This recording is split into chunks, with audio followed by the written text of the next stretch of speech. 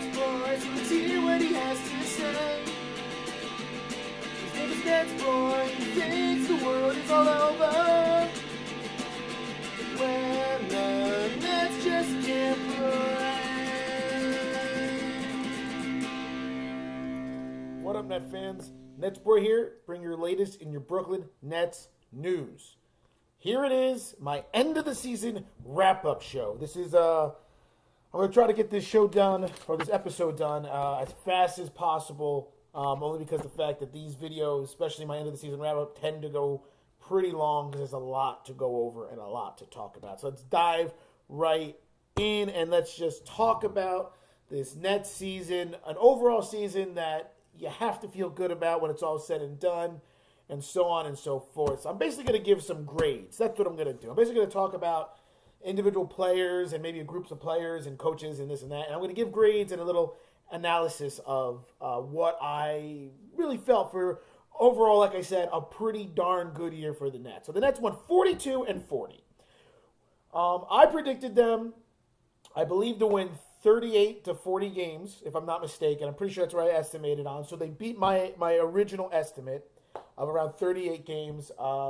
They were picked, I believe, to only win about, I think, 32 games. So they, exceeded all expectations. They improved from when they won 28 games last year.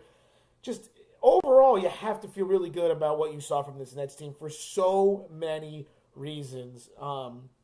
But let's start though with the grades, and let's start with the coaching staff. Let's just get that coaching staff out of the way. Kenny Atkinson in particular. I think you got to give Kenny an A. I mean, I don't know how you can't.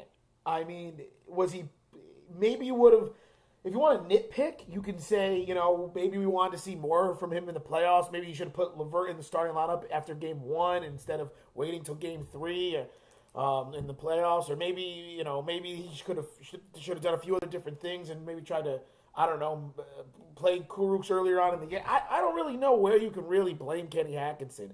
Other than the stretch when they went 8-18, during that stretch in which there was a time where you could say, point to a lot of mistakes Kenny Atkinson was making. Other than that, I don't think you can really get that, negative on Kenny. I mean, he took a team that won 28 games last year, basically have the same exact team. Yes, a few added veterans added to the mix. And they won 42 games and made the playoffs. No one expected this team to be over 500 or be in the playoffs or anything like that, or even win a game. So, it's hard to not give Kenny Atkinson an A. And so that's what I'm going to do. It's not an A+ because he wasn't flawless. He didn't win a championship. But from where this team was expected, how can you not give Kenny Atkinson an A? And it only makes you feel better about what's going to happen moving forward with the Nets and Kenny Atkinson, which obviously he, like the young player, is still learning. This was his first playoff series, and yes, he made mistakes, but he's going to learn from them, and I cannot wait till next year. I don't want to jinx it and say the Nets will make the playoffs, but I really am hoping they're going to make the playoffs next year, and Kenny Atkinson has another chance to go out there and prove that he is a great and solid coach. So I give Kenny Atkinson an A. Now let's talk about the veterans. That would be DeMarre Carroll, Ed Davis, and Jared Dudley. They're the 3 main veterans. Kind of put Allen Crabbe in that category, but I'm not even going to really talk too much about Crabbe because whatever. He was hurt a lot of the year. But I give the veterans a solid B+. And the reason for that is mostly for their leadership and mentor. Ed Davis would get an A out of them because he provided everything the Nets needed. He provided the toughness, the rebounding, the interior presence, the energy. I mean, you could not have been more pleased with Ed Davis's play. It's a shame that he was hurt in the 76ers series because he could have been a huge factor. He could have played a major part of that game, of that series, if he was able to play beyond game 1. But DeMarre Carroll, he was good when he was healthy, though he really did not show up in the playoffs. He struggled there, but he still provided good energy and mentorship throughout the season, and I would say that he played very well. And Jared Dudley, the only knock on him that you can give is that he really was very inconsistent, though he was the voice of the Nets in the playoffs, and he provided that toughness. So I give him a B+, the overall veterans a B+, because most of them showed up and did what we expected. But they didn't really take the Nets to the next level, at least not really did Carroll and Dudley. So when you think about it, what were we really expecting from those guys? So you can make a case for an A minus for sure, and I wouldn't say you're wrong to say that that's their grade, because what were we really expecting from the Nets and their veterans? I think we were expecting what we got from Ed Davis was exactly what we were expecting. Dudley, maybe we expected a little bit more, but not really. And Carroll, I mean, that's what you should expect. But I say it's a B plus because the veterans, especially in the playoffs, didn't really show. I mean, Dudley showed only for the one game in Game 3. He had a good game in Game 3 and Game 1, really, I guess. But throughout the year, Dudley was inconsistent, and DeMar Carroll was inconsistent, and Ed Davis was just great. So I'm just going to give him a B plus because you could have gotten a little bit more out of the veterans. But like I said, you can make an argument that the veterans provide you with an A minus performances. All right, now let's talk about the rookies. Let's go from one end of the spectrum to the rookies. Kurucs and Musa. We can't say anything about Musa. The guy barely played. He was hurt for a lot of the year. Played mostly in the G League. It is what it is. So more we're going to look at Kurucs. And I got to give Rhodey a B+. He kind of fizzled towards the end of the season, and he got a little outplayed in the playoffs. But the fact that this guy was the second-round pick and came in and made an immediate impact, you have to give him a B+. He came out there, provided energy, decent play. He made some mistakes. He made a lot of mistakes, but I give him a B+ because the expectations for someone like him was probably not that high, and he came in and he contributed. And he became basically Kenny Atkinson's go-to power forward and the starting power forward for, a good chunk of the season. And, it's not more than a B+ though, because he kind of faded off toward come playoff time, and he kind of faded into the distance and became a little bit of a non-factor come the playoffs. But overall, for where he was drafted in the second round and just being somebody that people kind of forgot about and making, he made the Rising Stars game and he got to participate in that. And look, the guy put up good numbers. I mean, so I give him a B+ because he exceeded expectations that anyone had for him. He needs to be more consistent, and that is the biggest knock I have on him. But I'm sure as he gets more comfortable in the league, he'll be a lot better. So Kurucs and the rookies would give a B+. Like I said, Musa, he barely played, so we can't give him much of a grade. So he's an NA because we didn't see him play too much. Now let's talk about the I call them the other guys, Rondé Hollis-Jefferson and Allen Crabbe, because they're not veterans, they're not rookies, they're not main players either. They're the other guys. I give the other guys a D+ at best. I mean, Allen Crabbe had a terrible year this year. He was hurt for most of the year. When he did play, he was extremely inconsistent. Complete waste of money. I cannot wait for the Nets to get rid of him. I know that he's probably going to opt into his player's option. And it's kind of a shame, though, because, he's got ability, and he's a great and when healthy, I think Allen Crabbe could be a very good contributor player and a Nets rotation. But at the end of the day, I'm just kind of like, you know what? He's just not worth the money. That's really what it comes down to. He's going to make $16 million next year. That's not worth a guy who, when he did play, was very average at best. And Rondé Hollis-Jefferson, I think, I don't want to say the Nets won't bring him back because I think Kenny Atkinson really likes his versatility, but he took a lot of steps backwards this year. Last year, he looked really solid, and I said, oh, look, we can see what he's going to be. And then this year, he just became almost a forgotten man. When he did play, he was making tons of mistakes. The highlight of Rondé Hollis-Jefferson this season is obviously the Kings game, making the game-winning shot when the Nets came back from that game because he provided the spark.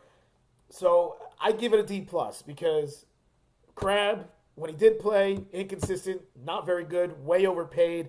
And Rondé Hollis-Jefferson, when he was very inconsistent, got knocked out of the rotation completely and made a lot more mistakes, seemed to regress a little bit. But they're not Fs because we know how good Allen Crabbe could be when healthy and everything flowing together. He can be one of the better perimeter players in the game. And Rondé Hollis-Jefferson had some moments. He really did. He brought a lot of energy and toughness, which I do like about him. So that's why I'm not against the Nets maybe bringing him back next year as that change of pace emergency guy. But, we'll see. That's not what this episode's about. This episode's about grades and overall view. So, but I still give a D+ because both those guys really did not really have good seasons and really kind of played poorly. Let's talk now about Joe Harris. He's next on my list. I'm trying to go in order of relevance, if that makes any sense. Oh, Napier goes in the other guys category. So, but I don't want to give Napier that kind of rating because I feel like Napier is more of a B plus because he had very inconsistent playing time, but when he played, he seemed to be very good. So, I don't want to group him in with Crab and by the way, I'm not talking about Theo Pinston and all those guys, Alan Williams, because he barely played and all. I'm not gonna harp on those guys. Those guys to me, they're not irrelevant, but they're just not super important. But I do want to say on the side that Shabazz Napier gets a B plus because of his inconsistent playing time. But when he played, I thought he played very, very well.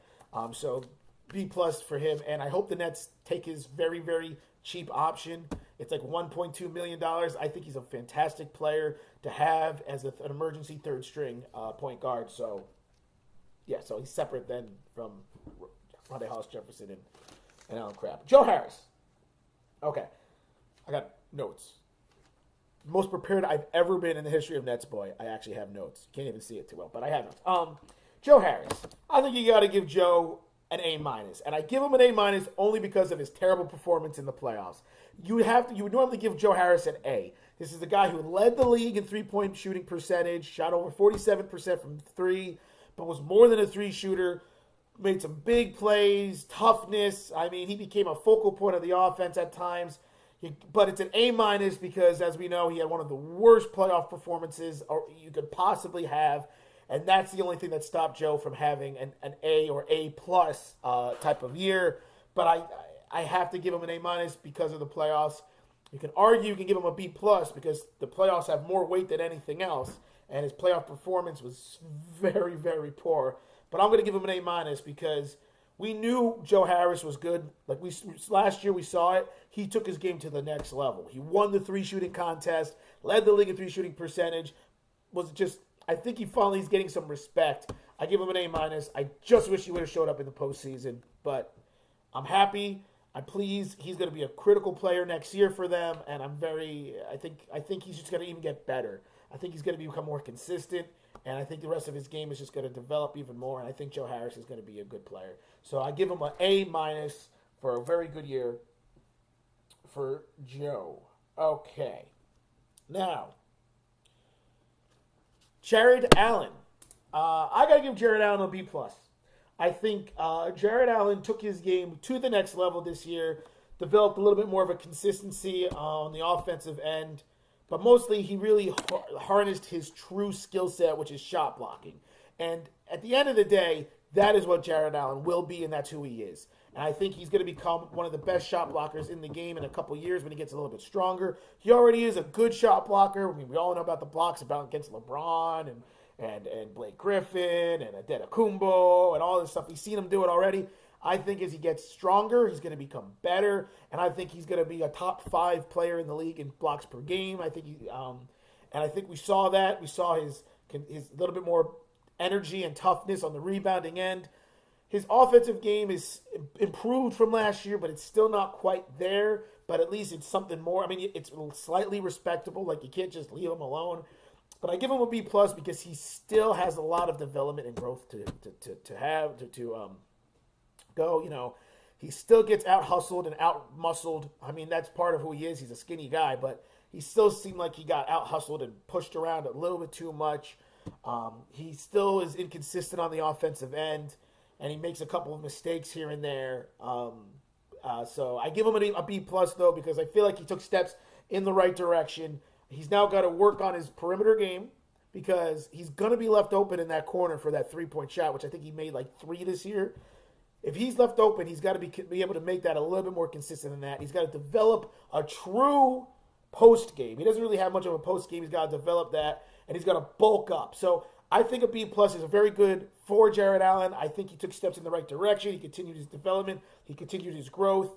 And I think as he gets a little bit stronger, a little bit more familiar with everything, I think he's going to become a very good big in this league. And I'm very pleased with him. So I give Jared Allen a B+. Can't be any more than that because he didn't really dominate. Not that I really would have expected him to dominate, but I do expect him to have a little bit more of a presence because we have seen him get benched. So how good of a year could he have had when Kenny Atkinson felt the need to bench him? But overall, steps in the right direction. Jared Allen gets a B+. Okay. Now we're on the big three, if they're big three. We'll start with Spencer Dinwiddie. I give Spencer Dinwiddie, I give him a B+. I do.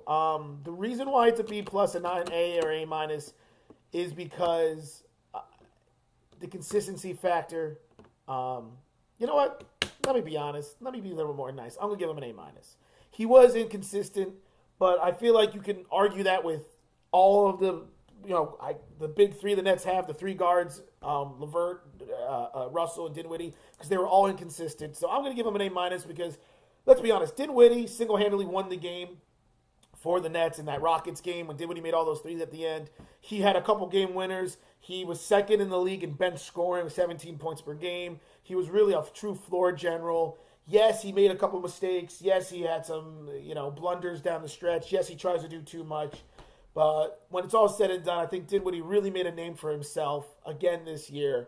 So I think A- is more appropriate because he had a very, very good year. He had a career year. And, I do think he has a little bit of hero ball in him to the point where he gets carried away. We saw that at times. I do think he's a little inconsistent. I do think he complains too much to the refs. I mean, I feel like he feels like he should get superstar treatment when at the end of the day, he's just a really good player. He's not a superstar. He's just a really good player. But, hey, confidence is a huge factor to that. So I give him an A- because, like I said, really good year, a little inconsistent. Would have expected a little bit more out of him, especially in the playoffs. But when it's said and done, I think that he's showing once again who he can be. And I think that six-man role is fantastic for him. I think he's going to have a lot of more good moments like that moving on with the Nets. So I give Dinwiddie an A-, not a B+. I changed my mind on that. A- for Spencer Dinwiddie. Caris LeVert. I got to give this guy an A. I really do. I think Caris LeVert has to be an A. And yes, he had some inconsistent moments, but mostly it's because he was hurt. Caris LeVert got off to a great start at the beginning of the year before getting hurt. Had a game winner against the Knicks and then led the Nets in scoring with almost 20 points a game before having that gruesome ankle injury. Comes back from the ankle injury, figures it out towards the end of the season, and becomes one of the best players on the court during the playoffs and averaged over 22 points a game for the playoffs. I give him an A. I don't see how you cannot. I understand you can say, he was inconsistent and he got hurt, even though that's not his fault, it's a technicality. No. From what this guy was able to do on the court for the Nets, even when getting hurt, it's an A. He came in after a really solid second year in the league, like he was last year, and just absolutely took the game to the next level. He is becoming who we hope he's going to be and thought he would be, and I'm saying this now, barring health. As long as he stays healthy, Caris LeVert will become an all-star at some point in his career. You're hearing it right now from NetsBoy. At some point in his career, as long as he stays healthy, he's going to be an all-star. And I believe that he is a future key piece to the Nets moving forward. I really like him. There's only one negative on Caris LeVert. There's only one real negative, and it's a personal bias, and that is that the damn guy had a freaking play at Michigan. I hate Michigan, and I am not sugarcoating it. I don't like the University of Michigan. Never have. The state is eh. The state itself is eh. Michigan State is okay. Michigan University, and if you don't know why I don't like Michigan University, just Google and look up the 1989 NCAA tournament between Seton Hall and University of Michigan, also known as the Clockerty worst call in the history of basketball. Anyway, I wasn't even born yet when it happened, but as we all know, I'm a Seton Hall fan, born and raised. And I guess when you think about it, it's not, Ramil Robinson and University of Michigan's fault that they were just handed a national championship on a silver platter, but it still created unnecessary bias from this here Seton Hall /Nets fan. So that's the one thing I don't like about Caris LeVert. University of Michigan, hate it, hate it, hate it, hate it. Like I said, check that out, though, 1989 NCAA tournament, and you will see the world's worst foul call in the history of sports. That's not what this episode's about. But anyway, LeVert gets an A. Okay, right, okay. So, which now takes us to the final player to talk about, and that is DAngelo Russell. I got to give DAngelo an A-. And, oh, come on, NetsBoy, you're always so hard on him. Give the guy an A. He was an all-star. He was the best player on this team. We willed him back against the Kings. He was the best player. I get it. I get why you would think that. But at the end of the day, he's still extremely inconsistent. He still plays hero ball too much, and he still has a lot more development and growth to go. Yes, I'm pleased with what I've seen from him. Yes, he's the best player. Yes, he's an all-star. But this is the thing. I am never going to not be critical. I'm never going to stop being critical of DAngelo Russell because that is what I need to be, and that's what I expect him to be. Your star player should be a star player. And DAngelo Russell is the best player on the Nets. He is their star player. And I will be critical of him. Because when my star player doesn't play like my star player, I'm going to get on him. So, yes, I've been very hard on him all year. And I'm going to continue to be. I give him an A- because he was inconsistent. He only picked up his game when LeVert went down. Kudos to him, by the way, for doing that. But I still think he's got a lot of development to do, a lot of growth, and he's got to have a little bit better of a mentality, and he's got to be a little bit more consistent. And let's be honest, he was average in the playoffs. And this is the next step for him for growth-wise. A real star player would have shown up in Game 3 and Game 4 to carry the Nets to the championship. He didn't play poorly in 3-4 championship. I didn't even mean championship, sorry. Carry them to at least winning some games in the first round of the playoffs. He didn't play poorly in the playoffs. And I'm not saying he played poorly in Game 3 or Game 4. He played like a good player. But a star player is going to will his team and take over and take this game to the next step. And I did not see that in the playoffs. Once again, I'm being a little cruel. It was his first playoff performances, his first opportunity. He's extremely young. I get it. He's 23 years old, a lot to develop. I understand. But that is why I'm giving him an A-, because there's room for improvement for DAngelo Russell. So, but when it's said and done, he had a great year. Led the Nets in scoring, was their all-star, was their leader, raised his game when he needed to be. I'm very pleased with him. I want the Nets to bring him back. And let's take a Kyrie Irving. Kyrie Irving is the only exception. If the Nets don't bring in Kyrie Irving, then, I want them to bring Russell back. And even then, I kind of almost would be okay with them bringing Russell over Kyrie because he's younger by about 6 years. Not quite. Kyrie's 28, going to be 28, 27, 28. So by 4 years. He's younger by 4 or 5 years, but also we know who he is, and he has this, a little bit of respect from that way. I mean, I'll still probably take Kyrie over him, but I wouldn't be upset if I found out that the Nets decided to, sign DAngelo Russell before they even talked to Kyrie. I wouldn't be upset with that. But that's, once again, episode for another time. I like him, but when it's said and done, he has to be more consistent. He has to take his game to the next level. He made a lot of mistakes this year. He was not perfect. A-. Okay? I know I'm hard on the guy. I'm going to be. All right. And I believe that's everyone of the main players. If I missed some players, go ahead and comment below. And if you really want to know what I think of their grade, I might respond. Those are the main people, though. Video's going on almost 25 minutes now, so I'm going to wrap it up by saying this. The overall grade for the season for the Nets, drum roll please, has to be an A. Has to be an A. I don't know how you can't give it anything worse than an A. You can even make a case for an A+ because of the expectations. But I guess my logic is an A+ is winning a championship, which we knew the Nets were going to do, but still. If they won a championship or maybe made it to the second round or the Eastern Conference Finals, I'd give it an A+. But I don't know how you can't give this year an A at the minimum for the Nets. And I will take anybody who wants to give them an A+. I say go ahead and do it. I'm all for it because of the expectations of this team going into the season and what we all thought was going to happen. I give it an A because it's not a championship, but look at what happened. This was a team that won 28 games last year. This was a team that everyone had so many question marks with Dinwiddie, Russell, the health of LeVert. What's going to happen with Jared Allen? They got Kurucs. Who the hell is that guy? Jared Dudley's a voice of reason. This year could not have gone any better if you're a Nets fan. And at the end of the day, it doesn't matter how the playoffs ended, that disastrous Game 5. It doesn't matter that they ended up losing, and that they, had some rough losses and all this. This season was a huge success for the Nets. It's an A. They finished as the 6th seed in the East. I would have never expected that. And I don't think anyone would have. So you have to feel good about it. And this now has set the tone moving forward for the Nets. The sky is the limit for this young group of guys.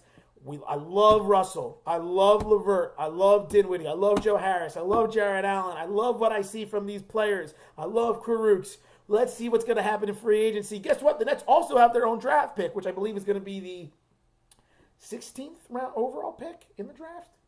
I think it's going to be the 16th or 17th overall pick in the draft. So they're going to have a chance to get a good, solid player that way. I mean, they have cap space. They have a good culture. They have a good coach, good GM.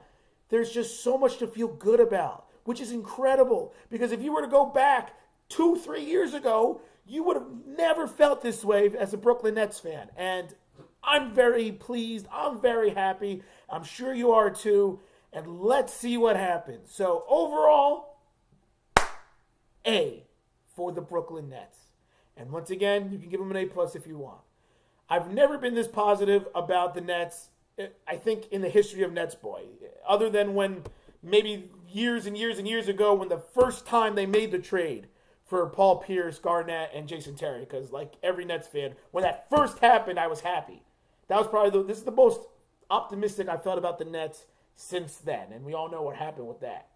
So let's hope this optimism stays. But let me know what you guys think. I appreciate all of you for hanging in there for the over 25 minutes of this long video. I appreciate all my subscribers and viewers and the people who comment. These videos, sharing my videos, help spread the word more. I think I said this before. This is kind of the unofficial season finale. Because after this, now there's really not much more to talk about until the NBA draft, which isn't until June. So keep your eyes open. If there's some kind of other crazy event that happens that's worth a video before, come draft time, I'll post a video. But other than that, I thank you all again so much. And yeah, got to wrap this up because this is going a long video. Thank you again. Comment below. Let me know what grades you would give certain players or the season overall. And until the next video or next season, this is NetsBoy signing off.